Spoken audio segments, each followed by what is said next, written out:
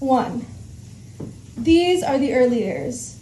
Auntie wiped sweat with the back of her sari, teaches me how to shimmy into the tube of a salwar, the wet, dark mouth of a snake, with my hands to the sky as if a sun salutation, as if the sun came home, as if I am one of hers, as if I am her.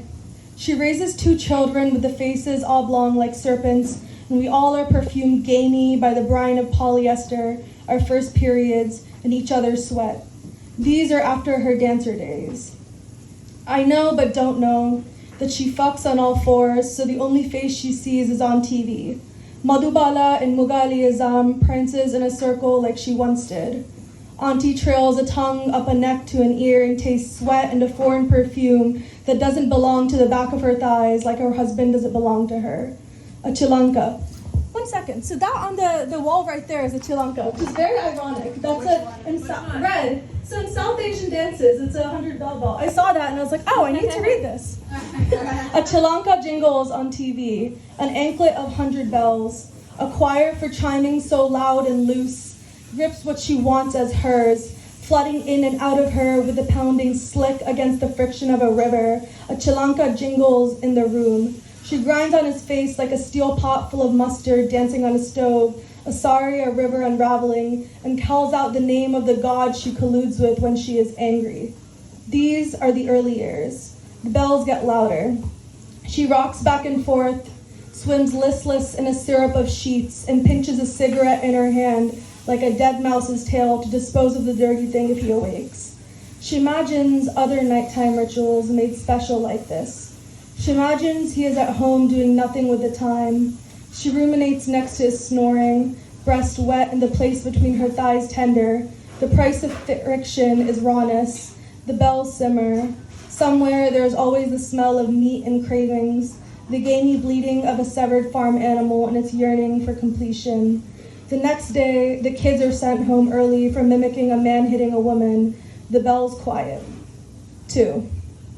Auntie was a girl once too. Auntie's fingers are fresh meat soaked in oil, braid my hair in a way that my head keeps cocking back, and she ignores my winces. Tells me this is just how men are and to not question what they do. The bells get louder. I pop each fantasy like a pimple on my face. I get too drunk and spit blood out in the sink. It swirls by my feet, spits itself back like a roach in the drain, like after what had happened. I know about the truth of a man hitting a woman and how to care for hair. I ask her, is it bad that I crave what I'm scared of? I toss all night about violence, watch a snake strangle a mouse until it swells purple and sunken like unpicked fruit. She tells me that this sounds like obsession, desire. She teaches me the word jism, of the body, of the material substance, of the alive, of semen. I plunge my head down until my jaw unhinges and then lift it, dripping. 2 fingers leave my mouth like fangs, dribble venom from my tongue down to my breasts, and wake from all of my dreams throbbing. These are my early years. A woman in front of me seizes like an inhale, her tongue on my nipple. I wear the scent of her above my lip, on the ride home like I have prey in my mouth. In another room, a woman puts the length of her inches as I stroke her body down in miles. I call out the name of a god, her name. In another room, my head bobs up and down and he ignores my whimpers. He sounds like a hit dog and I cackle. I drop a wall of fluid on his face like a glass pane. A hit dog hollers. I muffle him with where I part like my hair. The bells get louder. A tangle of limbs, a jungle of bodies and their sweat and their stink and their weight. The snake coils tight and asphyxiates its prey swollen. The choir of bells ring all at once. I'm left like the jingle of a bell, like the chime of a bangle, light like a laugh. 3. Auntie needs help tying her own saris now. Plume of gray hair, a brush of an elephant's tail. I paint them saffron strands with henna for her, stain my hands like guilt.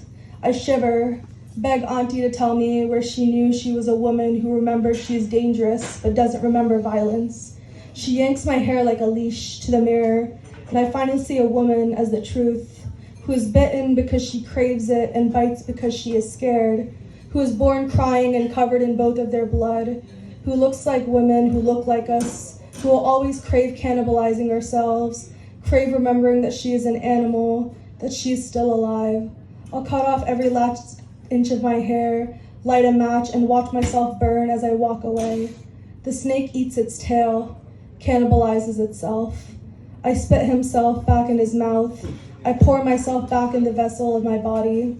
In this we worship her word when we are angry, that the sounds of the bells stop, that the sun comes home next morning, that she comes home, that I come home, that I come. Wow.